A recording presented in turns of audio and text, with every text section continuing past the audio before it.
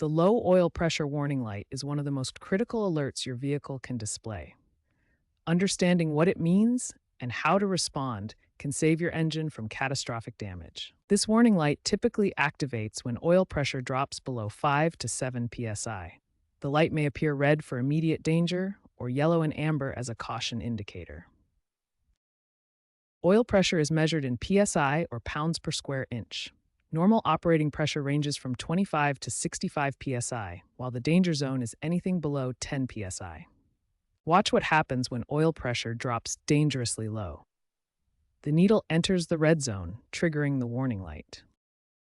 The oil pressure system includes an oil pump that circulates oil, a pressure sensor that monitors psi levels, and the warning light that alerts you to problems. If the oil pressure warning light comes on, follow this critical protocol.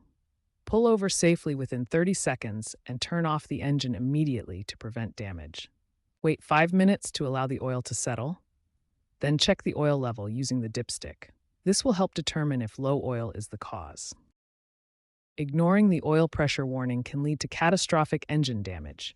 This includes bearing damage, oil pump failure, and complete engine seizure, with repair costs ranging from $3,500 to $8,000. Modern vehicles feature smart oil monitoring systems that provide real-time data to smartphone apps. AI-powered systems can even predict oil pressure issues 500 to 1,000 miles in advance, helping prevent problems before they occur. Remember, never ignore oil pressure warnings. Taking immediate action when the light appears can save your engine and prevent thousands of dollars in repair costs. The first step in diagnosing an oil pressure warning is checking the oil level.